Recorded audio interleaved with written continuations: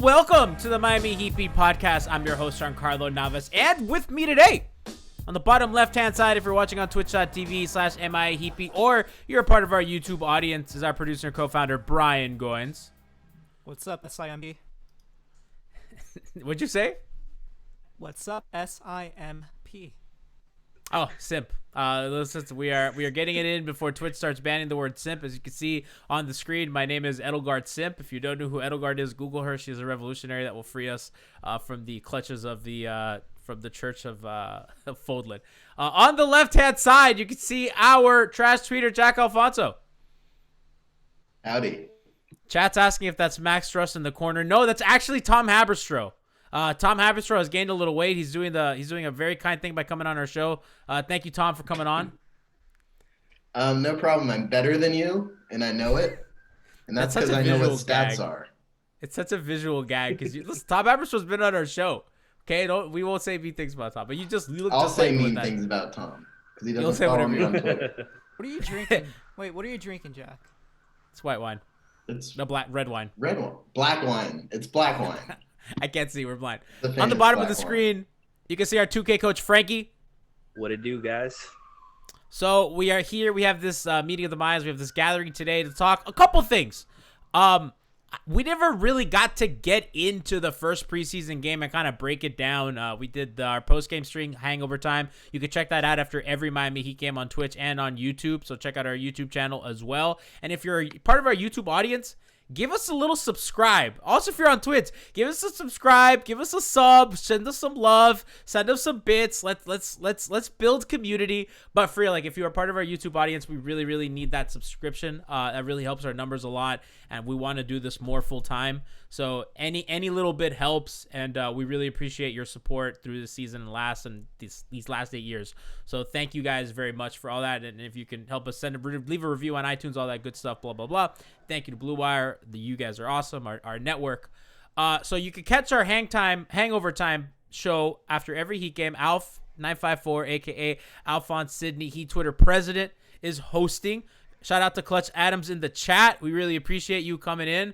Clutch is a friend of the show, reporter extraordinaire. His information is as good as anyone. So check out that on Friday. As you can see, Jack's holding up an I Love Alf sign. And if you're part of our podcast audience, take a listen. We post all of them on the feeds anyway. So I like this Hangover bit that time. Jack's doing. I think we need to keep this. Just keep writing. You're gonna be like who's the guy from Around the Horn? Woody Page. Woody Page used to write. Like, I'm almost as handsome as him. Do that. That's your bit from now on. Every time you're on, write something. You have better higher. eyebrows. Jack is writing things and pulling them on the screen. So, Franky, I want to talk preseason basketball, which is a funny thing to say because preseason usually means squat shit. But I really want to get into some of the things that we saw, particularly from KZ, Okapal, and Precious. I want to talk first about KZ's defense because if we look at the way that this Heat roster is constructed, I think that the biggest question mark for them contending for a championship is who is going to play their power forward minutes in the crunch. Like when it matters against good teams, against Jason Tatum, against the Lakers, against LeBron, against Kawhi Leonard, against Pascal Siakam, against the elite Giannis, against these elite kind of fours, right? These really big and quick fours. Who's going to guard them? And I think that Mo Harkless is kind of a placeholder for that. And I'm not sure if he's going to be able to guard bigger, faster guys. So one of the things we've talked about is kind of KZ maybe taking that role if he's going to be ready. And Franky, it didn't really look that way. I mean, Ingram is another one of those guys, those kinds of wings that he's going to have to defend. And it looked kind of rough for him.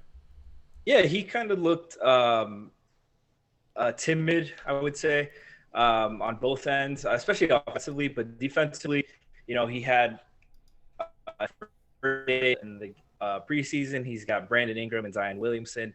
Very tall task to ask of the young fella. So I wouldn't take too much from it. I want to see, I want to see him compete.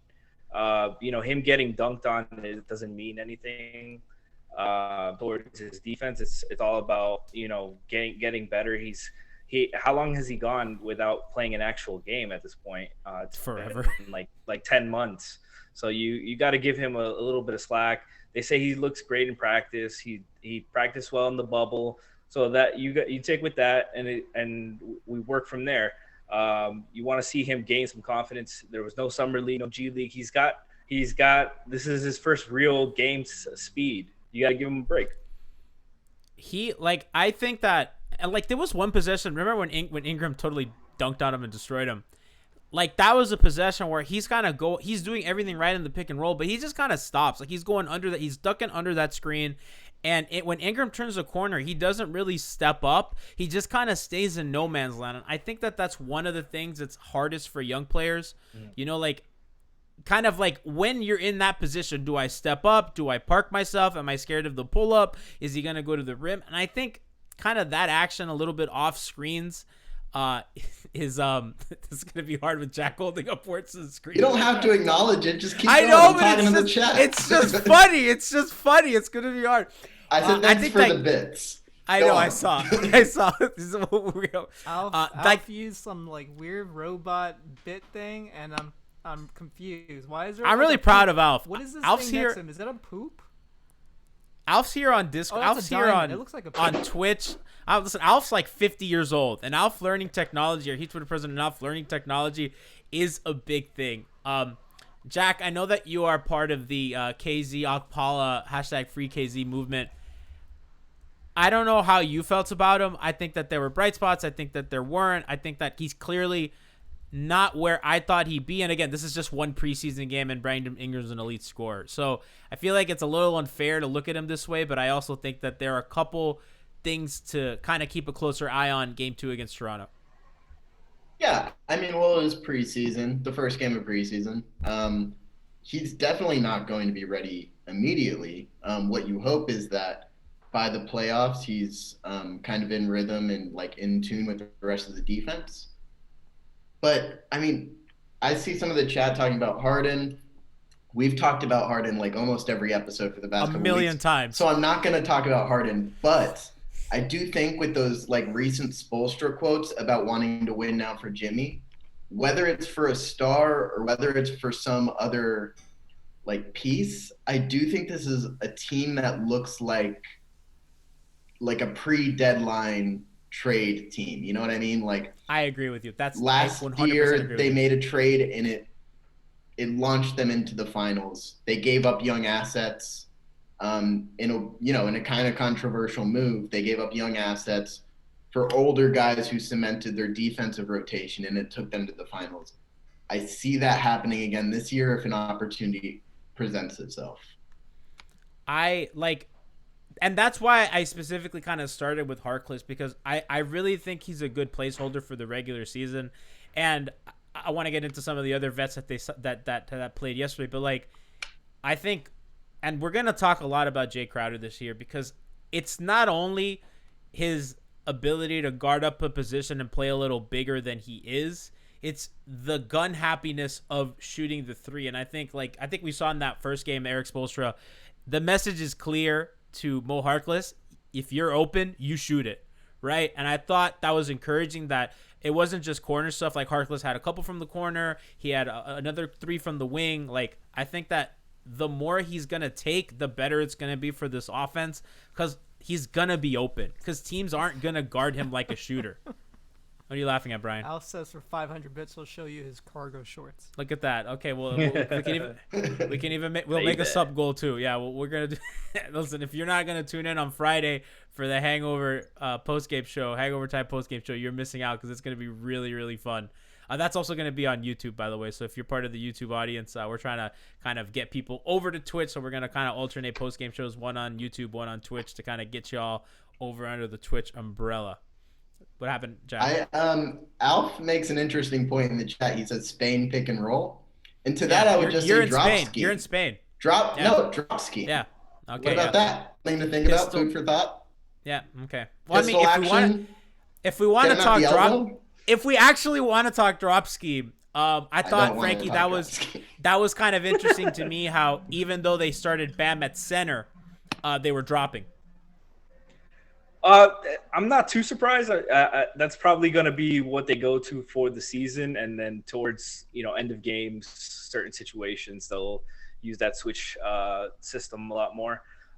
Definitely with the rotation too. Like you don't want to go heavy switching when you're starting Tyler, Nunn, and Duncan.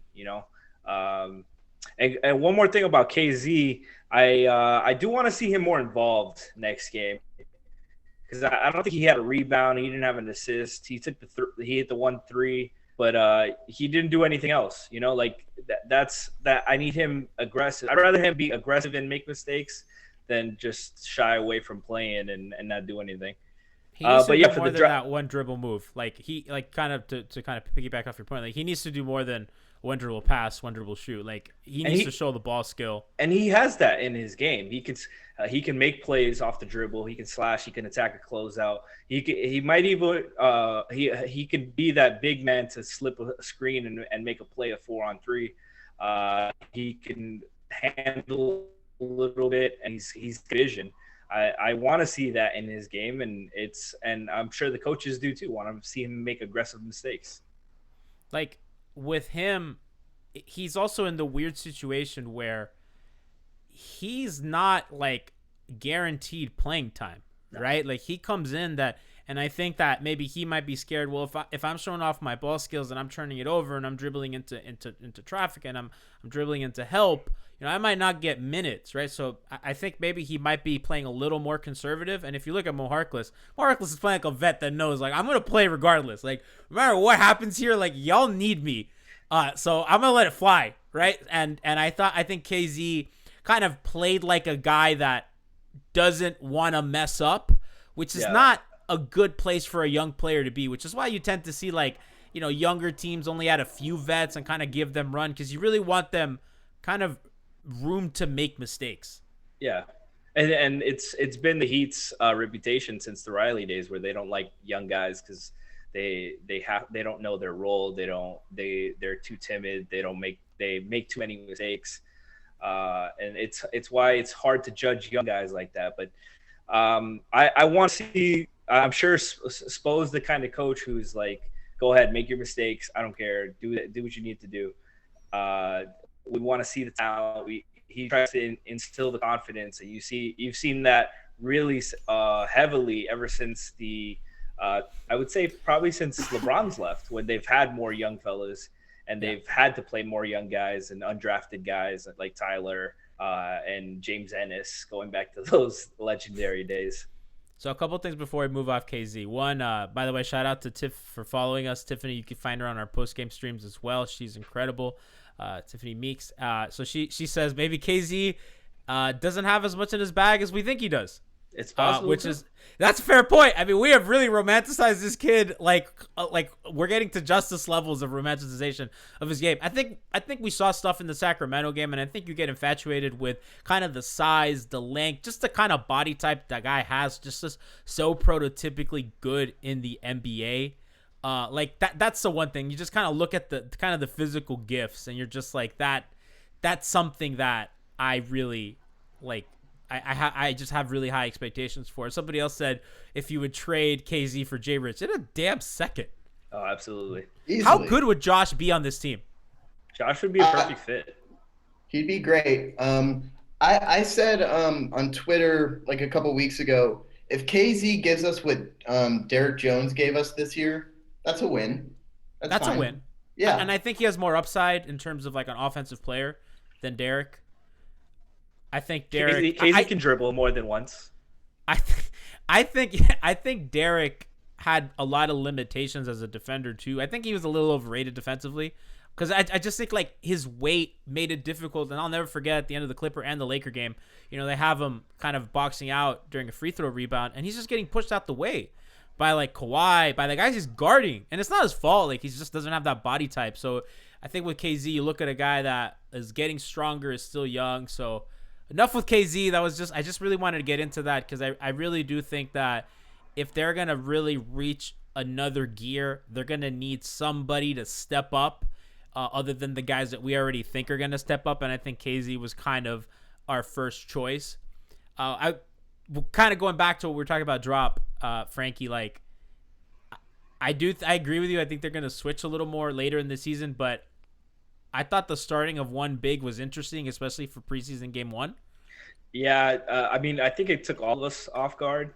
Of course, like you want like Spo is the king of spotations. So we have no idea where it's gonna go. He could start Myers next game. We don't know. But I thought it was an interesting look. I don't think I personally I wouldn't want Bam to start at the 5 all season. Just because I think he's stronger at the 4 to start, and then you're crazy. That I think you're crazy about. No, I just think like he's coming off a short off season where he just had a major shoulder and neck injury. I want to save his health. Okay, but that's better. But he's not stronger or better at the 4. Like, get out of here. Yeah. No, I think defensively he's a much better 4 because they're especially because of the Heat's roster situation. They don't have a 4. Well, like, I guess in this situation, and Jack, I want to kind of get you in on this. Like, I think when he's a 4, he can play more defense on ball, but I don't even think they're going to want that, right? Like, so those quick, speedy 4s that we were talking about, like, he can guard them, but I think you kind of want him kind of helping and in pick and roll, not really, on those 4 men that are, like, I don't want him away from the plays. I want him in help situations. Yeah, I totally agree with Franky, and I also agree with you. I think I want him at the 4 basically in the entire regular season, except for in select spots. I think this is not a regular season team. This is a championship winning team. At the end of the day,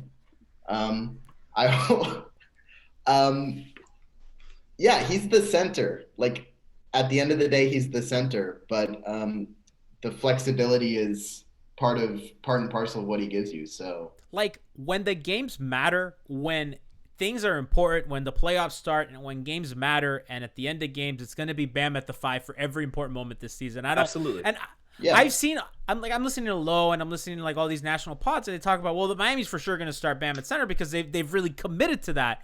And I don't disagree that that's their best version of themselves, but I do think that there's something to be said of preserving bodies by playing him at the 4. Now, I could be dead wrong, and Bam could be saying, I'm committing to playing the 5 and whatever. Because Miami has a weird situation that whatever 4 that they play is going to be undersized, and that's going to put a huge strain on their defense. So it's going to put a lot on Bam, and he's going to be banging with center, and he's going to have to be flying everywhere, which, to be honest with you, if he wants to, I saw people tweeting about Bam's MVP odds. If that's going to be something that happens, that's going to be him at center, and it's going to be him doing everything on both ends of the floor. So I was a little surprised that they went one big, but it's what I would like. Like, I think theoretically, Brian, you want them to play small. That's their best version. But I think that we've been going under the assumption that after they sign Myers, that, okay, they're just going to ride 2 bigs. They could trade him. Trade deadline, they could trade him. Myers? Yeah. Honestly, he's a guy I think that would fit perfect on his team. I mean, even if they don't get Harden, I think the guy they should try to get from Houston, if they can get him on the package too, would be PJ Tucker. I mean, the money just gets really hard adding. It gets a lot easier towards the deadline. So it could be something where he can make the move for Harden now, and then come back to the trade deadline and make the move for PJ Tucker. And by the way, like, I know people are gonna say, well, Harden has a no trade, Myers has a no trade clause. I mean, I think we're under the assumption that they gave him, the Miami Heat said, hey, Myers, listen, we're gonna give you this $10 million contract with an option that we're gonna decide, and you're not gonna get this money anywhere else. So if we're gonna trade you for what we need, waive your no trade clause, and we're gonna give you this contract you're not gonna get anywhere else. Chat's in on PJ Tucker. I'm in on PJ Tucker too. I mean, he'd be ideal. Like, he'd be perfect because he's better than Jay Crowder at everything, and he'd be amazing. I find that difficult. And and your small ball 5 lineups with PJ Tucker will actually work as opposed to the Jay Crowder bleeding blood of the 7. No, that was Andre at center. No, Andre. They said that, but it was really Jay and Andre at the 4-5, so it was the same shit. It was just blood. It was bad. Go ahead, Jack. Chat's out on Myers starting. I'm kind of out on it too, but I just thought that was gonna be where they went. What you got? Well, Jack? No matter what happens, at the end of the day, Bam is going to be finishing games at centers at the end of the day.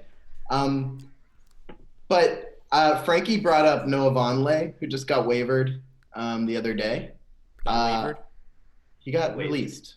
He got waived.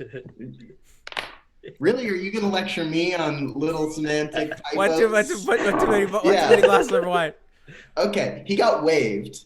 I think he would be a good addition. They need an extra big. I don't really know about the roster space, but I know COVID has forced the NBA to kind of expand the roster size. I don't know if that was official. I saw that they were considering that. The active roster size. I like Noah Vonleh a lot. He's a Hoosier. I'm a Hoosier. I love my Hoosiers. And he was a bad Hoosier, but I would love a Hoosier. And at the end of the day, the Heat need bigs. Take a shot every time Jack says end of the day. Shout out to Alex Toledo. So Clutch Adam makes a good point in our chat. Does a trade for Tucker with Miami come with a contract extension that he's been begging for? So it kind of depends to me. We talked this on a couple pods ago where, like, if Miami does get Harden, right? So they're going to be with Harden, Bam, and Jimmy in 2021. They're going to be right at the salary cap. It's going to be like 108, 109, that salary figure. The three of them, and the salary cap was 109 this season. So they're going to be right at that line with just those three guys. And if they somehow, I think if they're getting Tucker, then I think Duncan's pretty much gone at that point. I don't know how else you can do that. And then, then you're paying 4 guys a lot of money, and that 4th guy is 35 years old. So it's kind of tough. And that's a really good point that Adam makes about PJ, because I don't really know if the Heat are going to commit to paying a guy his age with those kinds of miles, those kinds of grinded, intense, like, they're not even Thibodeau miles. They're probably worse, because that dude has been guarding 5s and doing, dude, Houston put him through the fucking ringer. And that's going to be tough. And they just did that for Andre Iguodala. Yeah. It's like, I don't know. That's kind of a tough thing. So, switching gears a little bit to our guy, Precious Achiuwa. I liked his debut. I liked him flying to the rim. I liked him as a screen and diver. I'm excited to see how that looks with Goran. I thought out of all the guys that really debuted, and the last guy we're going to talk about, he didn't have a good game. But Precious, I love the screen action, the activity on both ends, just the athleticism jumps out, which is the team needs that. It just needs a freak athlete to play with Bam. I see the vision, Frankie. I see the vision. Yeah, he was used pretty much entirely as the 5 on offense. You saw his athleticism. You saw he was tough finishing inside, in traffic, over guys way bigger than him. So I think that's clearly the role that he's going to play, being that backup 5 on offense, and his versatility on defense. We did get to see a lot of the versatility on defense. Nothing really like stood out. He looks solid though. Like, you want the young guys to not look out of place, and he looked solid. I'm sure he's getting plenty of great coaching from the bigs, telling him where to be. And when he was in the game, I think he played a little bit with Myers, and I heard Myers yelling to tell him where to be. And Precious listened. To his credit, he was in his spots, and that's what we need. We need guys, bigs who can handle the DHOs, set good screens, clear out the point of attack defenders for Duncan and Tyler and Goran to be able to let it fly. So I want to clear up something, and Alf in chat brings up a good point. We've been hammering Precious for following OAN and Newsmax and Trump and all these people. He also follows Biden and Harris. So we're being fair. We're being fair media members. We're reporting the whole story. We were informed on Twitter. So we're letting people know. That definitely wasn't the case on draft night, though. We went through his. Do you think he heard our show and And I have no idea what Jack's doing right now. I don't know what Jack's doing. He's I don't know. Jack's workshopping a bit. I'm gonna work on it for the next. You work stream. on it. You work on it. You work on the. I'm coming for you, Brian. I'm coming for you. Brian's scared. I liked Precious kind of playing at the 5, as like Frankie was talking about. I think that we've talked a bit about him maybe being a wing for this team. At 6'9", he's not like your traditional center size, but he can play that way. He has a 7'2" wingspan, really, really long. He can switch on defense. I'm a fan of his. Like, I gotta be honest with you. Like, I love his game. I love the fit. I was critical of it on draft night, but like, I'm not gonna question this organization anymore, especially who they draft. Like, it was. Brian, did you like watching him play? Like, I was really impressed. I wanted to see him do more stuff defensively. It looked like he was lost at points of that the second half when he played. I don't know if it's just a matter of him like honestly not getting enough reps.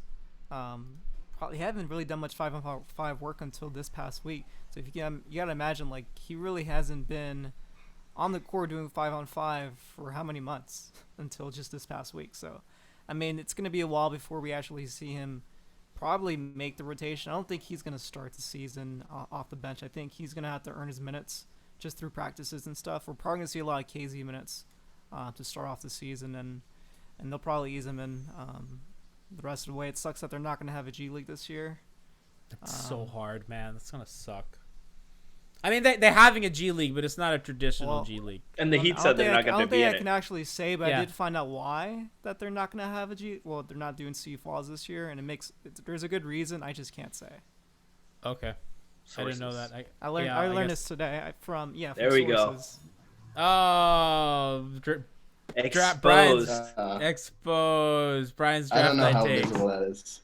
Yeah, There we go. This wasn't draft night. No, he said this like a couple weeks ago. This was in the playoffs. This was in the playoffs. What does the tweet say, Brian? Read it for the podcast audience. This band fucking sucks. Why did you say that? So we have a group chat in our Miami Heat beat Solomon Hill fan club that's now called Lefty Leif Saucy Nuggets. Love you, Leif. And we like to. There's stuff on there that I will never tweet publicly. Let's just put it that way. When we that doesn't explain anything. Defend yourself. I don't remember why I said ban. You fucking suck. I think he might have missed a dunk. That's probably all it was. You fucking That's suck. That's probably all it was. I remember. This was. I hate that chat during games. It's just not fun. The chat is the worst. But no, Brian said this when Bam came back in the finals with injury and he was struggling to like move and do anything.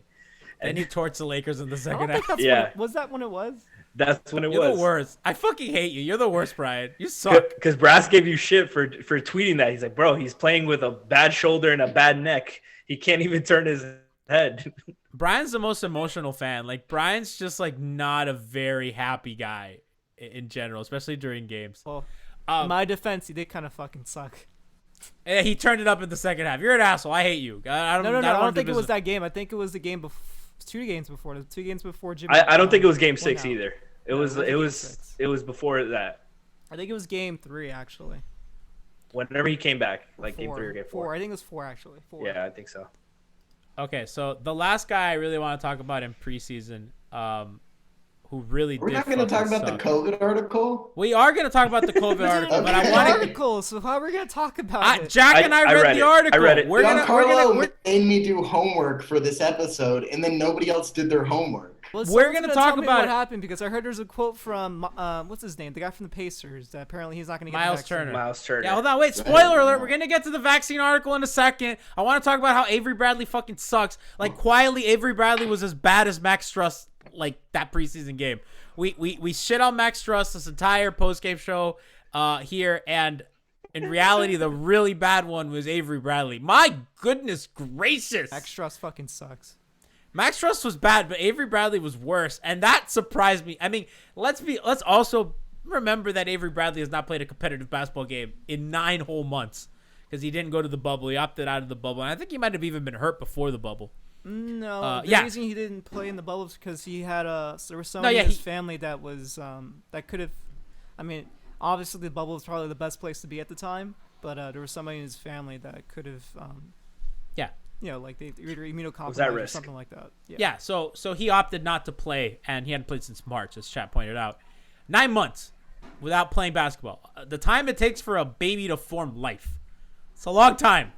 And he did not play basketball, and boy did it look bad. I don't see him starting Franky. I just don't. I think he's gonna need time to get to basketball shape, and especially with the shortened training camp, I don't think he's gonna be in heat shape. I think it's gonna clearly be. I think Tyler's probably gonna be the guy starting alongside Duncan, Jimmy, Bam, and Harkless. I think that's probably gonna be the starting five. And that's kind of what they rolled out in the preseason game. But it just makes too much sense given kind of if they're really going to commit to Bam at center, and if Avery's just not ready, I think Nunn has kind of comfortably lost that spot. Oh yeah, he looked bad, but Nunn didn't look good either. Yeah, both of them looked terrible. What happened? Albert Namad's tweeting right now about ways to get James Harden. Maybe focus on the stream instead of Twitter. But no, he did tweet saying that he can acquire both James Harden and PJ Tucker before the season starts. Okay, well, keep us updated on that. We'll kind of get back to you after Franky gets through his thought. Thank you for bringing the show to a screeching halt. And this is important news, guys. Show killer Brian Goins. Brian Goins. He looked unlikely. Technically speaking, the answer is yes. The Heat could make a trade for James Harden and PJ Tucker before the season starts. Is that it? This is shocking news, guys. Is that it? You've been awful Clutch today. told me this wouldn't be possible. Not only did you call our franchise player, you said he fucking sucks, but you just completely stepped over Franky to say something that you could have said later. You totally stopped the show for that. This is what I'm good for. Are you proud of yourself? Absolutely. Saboteur. Franky, get back to slandering Avery Bradley. So he looked slow. Positionally, he was good. He takes the bet. You can, if you watch Avery Bradley go over your screen, you're like, holy shit, what the fuck does Kendrick Nunn do with his life? the angle is so much sharper. It's so much cleaner. But he's just slow right now. I'm sure it'll be a lot better. You saw his activity with his hands. His shooting's not there. He hit like a little floater, so it's nice to see a little bit of his game. His mid-range has always, since he came into the league, has been really solid, especially off the catch. So like his three-pointer has been more of a something he's catch and shoot only developed recently over the last couple of years as he's had to extend his range. But yeah, defensively he's slow, but he takes good angles, and that's going to come back. His foot speed is going to come a lot back as he gets in better conditioning. Only 29. He's not that old. Yeah, he's been in the league for like forever. He sucks. He sucks. He's bad. He did suck. He fucking sucks. I said it at the time. It was a really bad signing. I trust Pat Riley with anything. I trust him with my life. He's going to raise my firstborn. But this was a bad move by him. It's a fireable offense, and I don't think there's any coming back from it. If he brings back Vonleh, you're in. If he brings back Vonleh, yeah, it's fine. Give him executive. Vonleh has COVID, by the way, so we can't bring him in yet. I felt bad that he got COVID and got cut. Speaking of people who have COVID, Kendrick Nunn continues to suck. That was kind of disappointing because that was a brutal transition. I liked it. I thought it was good. Speaking of COVID, let's talk about the vaccine. I want to talk about Kendrick Nunn, and then we're gonna talk about the vaccine with all the player quotes. Okay, we're teasing this. We're teasing this vaccine article in a second. But Kendrick Nunn fucking stuck up the joint. I think that he'll kind of get back to a level where he's a competent offensive player again. But like if he's not hitting that jumper, he really doesn't do anything for you. Yeah, he looked better athletically than what we saw in the bubble. Nikias, friend of the show, Nikias Basketball News, posted about it a couple times on his Twitter feed, how much he looked better athletically, moved around a lot quicker, and he was getting to his spots. The shots weren't falling. But I feel like I don't. This is just the eye test, but I feel like Kendrick Nunn has only played well when he's playing with Jimmy or Justice. Like I feel like when he's without anybody else that can create a shot, he's struggled for like his whole all of last season. And Tyler does a good job playmaking and stuff, but Kendrick was not comfortable creating his own shot on Monday night. So that's really interesting that you bring up that point about Nunn, because that's something that we kind of talked about, that he's just better with the starters. So when Kendrick Nunn is when the Heat with Kendrick Nunn on the floor and Jimmy Butler off, they're -3 per 100 possessions. Not good, Bob. When they're together, they're +4, and when Jimmy without Kendrick, they're +9 per 100 possessions. Okay. So we see what happened here. I mean, he clearly is a guy that he's not, in a way, he kind of reminds me of Josh in how he can initiate offense. Is that Richardson was never a guy who can bend a defense. He was always a guy that attacked a bent defense. And I think Kendrick is kind of the same. I think that he has utility as a guy who can really get to his spots, as you said. He's a good pull-up shooter. If he's in a rhythm, he's a guy that I think there's value in how he can attack a drop scheme like we saw against Milwaukee, even though he didn't have a good series. That you saw kind of the vision that Spo put him out there, because, if you're going to get that cushion, he's a guy that's very willing, and he has a kind of a quick trigger on the mid-range when he gets kind of to that 18, 15-foot range. So I think he'll bounce back, and I think he'll play better. I think that, there's some red flags with him in terms of kind of like how he functions, and if he's just not his defense and then not hitting the jump shot. It's just, there's a lot of bad, but like he does a lot of good, and like he can score in bunches. So he's a very divisive player who I don't think sure. I don't know how much value he has in the trade market. It would just seem like he doesn't have very much. It's kind of funny for a guy who made first team all rookie, second in rookie of the year voting. But good, man. Before the bubble, I really don't understand what happened. I mean, he got COVID. He was never that good. Yeah, he was. I mean, the red flags were there. You know what I mean? Like he had the red flag shooter for most of the season. He was making jump shots. He hasn't really shot. I don't think he's shot 30% since the bubble from 3. I feel like the scouting report kind of came on him. The pull-up threat is a lot less of a threat when you can't get to the basket. When like you're only going to the pull-up, it's easier to close out on that. And Kendrick has really been all about the pull-up. You don't really see him attack the basket, one-on-one. Like you said, it's on a bent defense, and on a scramble, that's when he's getting his attacks to the basket. So he's more of a 2-level scorer right now, and that takes away from his value and his strengths. So he shouldn't be a starter, is what we're all saying. I think the ship has sailed. I think the ship has sailed on Kendrick Nunn being a starter. This is what's going to happen, guys. We're going to see Kendrick Nunn and Myers Leonard start off the season. No, he won't. Kendrick's going to drop 40 next game. I think that might ship has happen. sailed. I think that ship has sailed. I don't think we're going to see that. I think that's going to be the storyline we're going to see next game. Maybe next game. They're trying to raise his trade value.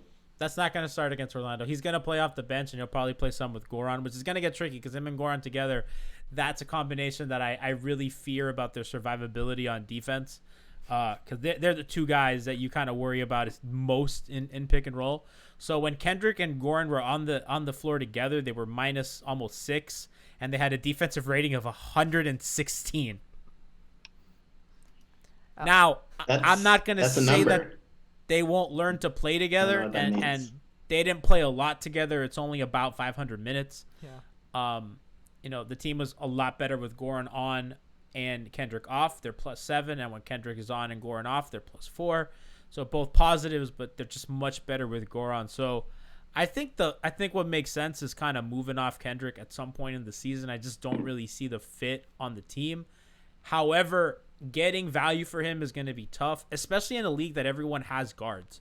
Nobody's really looking for guards. I mean, maybe like Philly would like a guard with a little zip, but I don't really see a deal there.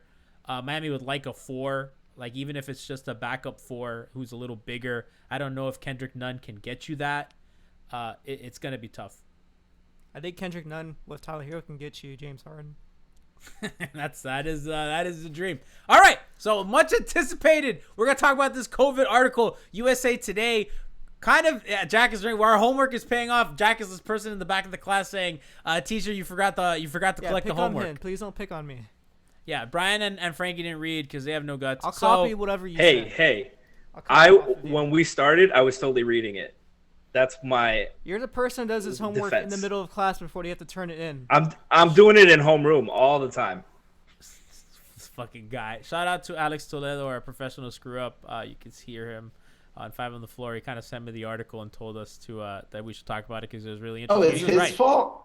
It's his fault. It's Alex texted me today in the afternoon. He's like, "Yo, this article is really good. You should read it." And I was like, "You know what? We're gonna talk about this." We were gonna talk about Rohan's and Nat Carty's article today that he wrote for Sports Illustrated on Jimmy Butler, but he's gonna come out tomorrow. So make sure to get in the Discord server so you can ask us questions to ask Rohan, and we're gonna be live here on Twitch.tv/MIHP tomorrow at 7:30 to talk to Rohan about his article on Jimmy Butler. And Rohan says that he has a lot of Jimmy Butler stories that he didn't write, so we're excited for that. Rohan is a great friend of the show, and he's one of the smartest people in this covering the league. So be on the lookout for that tomorrow. So talking about this article, Jack, because you did your homework, I thought it was interesting because they did a lot of reporting, kind of talking to players and talking to coaches and people in the league on how they feel about the vaccine. Now, I think culturally, and Alf talked about this a little bit on his podcast, Light Skinned Opinions, which you can check out. That's a really good show. And also Alf talked a little bit about that on our post-game stream about, maybe some players are not going to be so comfortable taking the vaccine, right? And I think that there's a distrust kind of between these big pharmaceutical companies and black people and more disenfranchised people. And I thought the players really articulated that really, really well. Like Doc Rivers, Jack, was like, he didn't think it was a conspiracy. He was kind of really open to it, and a guy like Miles Turner isn't really so down with the idea. He said, "I've had the antibodies. We're getting tested on the regular, so I'm doing whatever it takes to keep myself as safe as possible. But as far as getting the vaccination, I personally don't want to roll with the first round of things. I want to see how things roll out." And it's a lot of quotes like that from a lot of players, Marc Gasol, Chris Paul, like a lot of guys. Jack, I was kind of wondering what you thought of the piece and like if there's any anecdote from it that you really liked. I thought what was cool about it is that it had a wide range of perspectives that seemed in line with more or less the broader population's perspective on the vaccine. So it's kind of cool that like the NBA population's opinions were reflective of the broader populations, and it kind of was a cool look at how people are feeling about the vaccine as it gets rolled out. Yeah, there was a broad range and reasons for skepticism that were based in perspectives that maybe I wasn't able to appreciate. I think Austin Rivers, or was it Doc Rivers? It was Doc. Doc. It was Doc. Okay. I mean, yeah, he mentioned the experience of black people with government testing. And syphilis in specific. Tuskegee.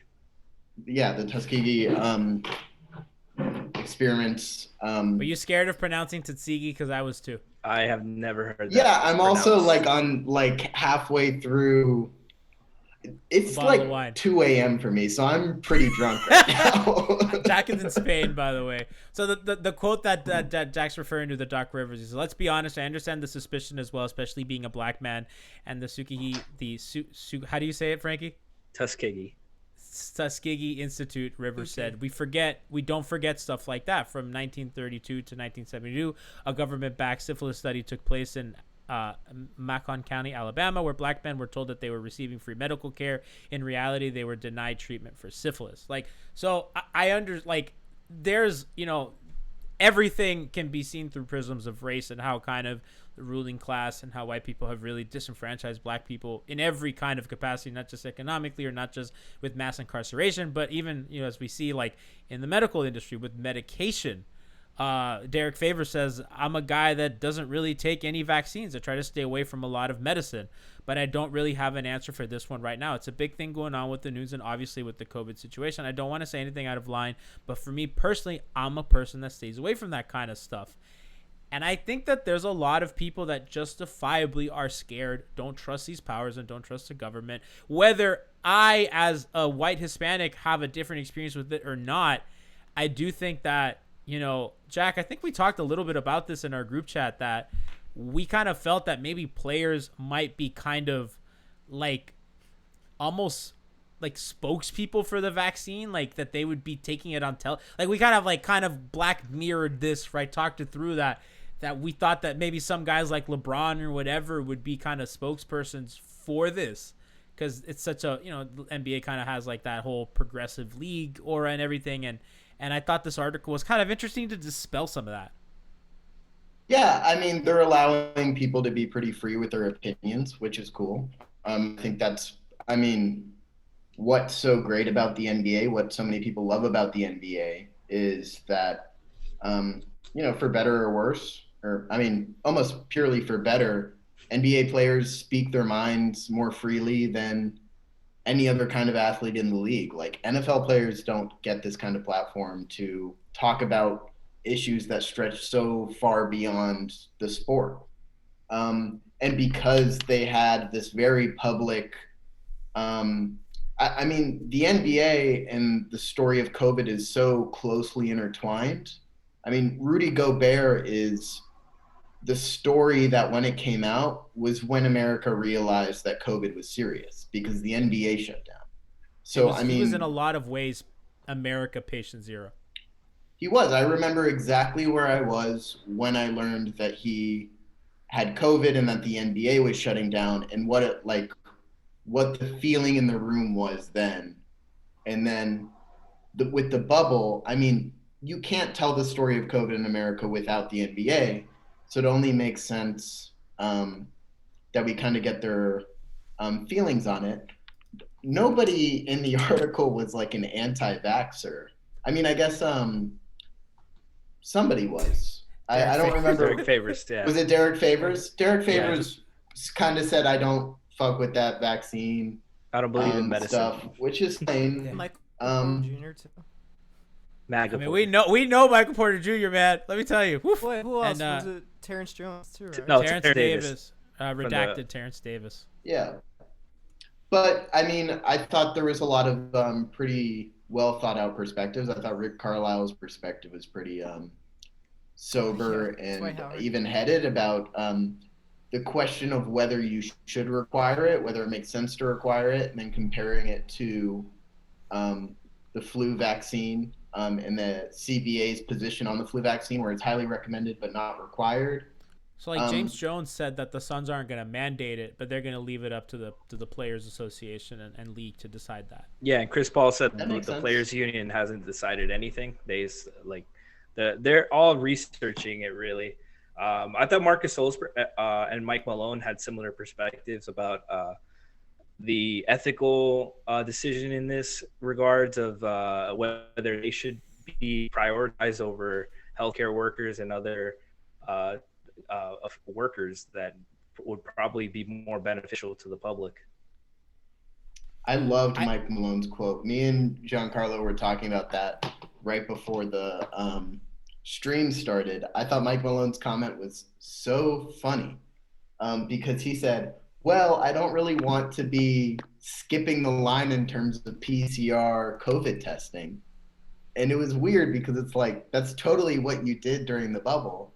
I don't have like a huge problem with that, but that's exactly what they were doing. They were skipping the line.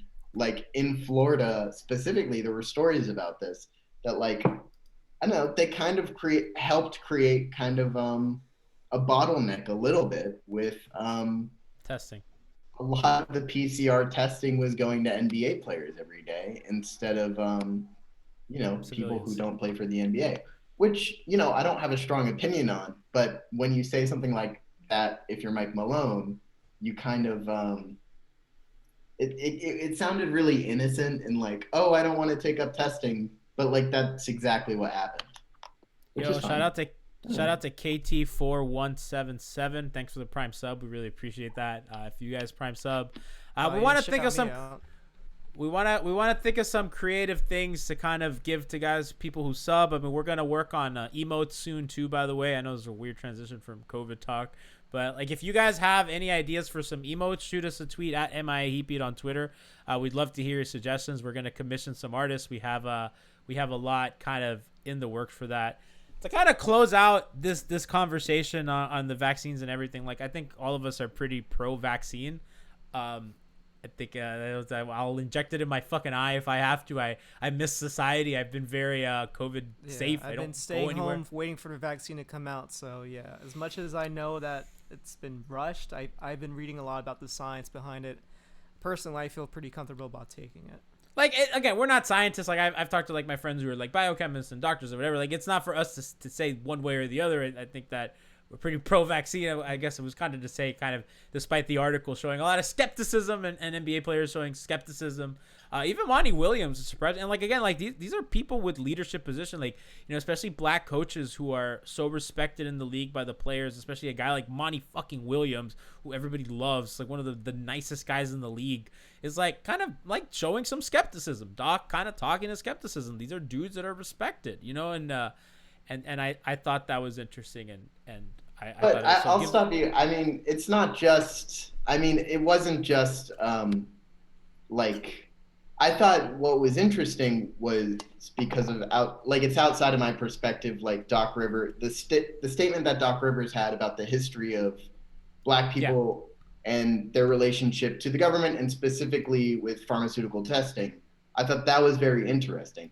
But by no means is it a uniquely black position that they are skeptical of the vaccine. No, I didn't mean that. I kind of meant their. No, I know that's not what you're saying. I just want to clear up, because I think what the specific quotes that they got in the article were well-reasoned points of skepticism rooted in historical oppression. But also, I think there are probably plenty of white people who they didn't quote in the article who are skeptical of the vaccine because Bill Gates made it and it's going to microchip me. Gordon Hayward. It's going to turn me into a freaking alligator. Max Struss. Yeah. That's mean. I don't mean that. I don't know. We're just making shit up. I want to kind of. Alf in the chat said black people aren't anti-vaccine. They're anti-American government. And Tiffany said facts, and I would defer to them. So I just wanted to read the article. It's on USA Today. It's really good. The article is called "Some of the NBA Raised Questions About the Vaccine and Whether the League Can Make It Mandatory" by Mark Medina. It's really good. It was published today. Check that out on USA Today. There is some news actually did come out today because obviously the NBA has been doing daily COVID tests for the players. Yes. They released the weekly results for, I guess, the past 7 days, and there's there's only been one case of the 500 or 600 some NBA players. It's the little stats. We have advanced the one stats. Case. I don't know. It was I saw your guy. Wasn't it your guy? The guy that got cut. It wasn't your boy that got cut. I think that was before that. It was before the that. Hoosier. No, wavered. Chill out. Yeah. But if it was, then yes, Noah Vonleh would be one. But I don't think it was him. I think it was somebody else. So yeah. So remember, everybody, check out the Hangover Time post-game show Friday on YouTube. So go to Miami Heat Beat, subscribe on YouTube. That is important, so you can check that out. I don't know who Phoebe Bridges is. Who is that? We love Phoebe Bridgers here at Heat Beat. Listen to she? Phoebe Bridgers. Soundtrack to 2020. Wonderful singer. Boy Genius was a great collaborative project that she put out. She just put out a Christmas LP. We need to take away the whiteboard from you. You're reckless. We can't. I'm a tyrant. I bought it yesterday. You cannot be trusted. Sub to us here on Twitch. So follow, subscribe, give us all that good shit.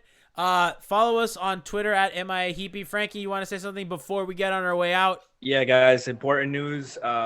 This is a reminder. Fuck the Celtics. Ooh. Nothing came out. I just feel like we haven't said that in a while, and it needs repeating. Didn't they lose to the Sixers yesterday? Fucking washed. Bad Stevens. They don't have Jason. a point guard. Whoa, what's going on? What's happening? Is there a fucking raid at your house, Frankie? That's the Celtics coming for your ass. I don't know. Danny Ainge and his I'm around the whites. I live around white people now.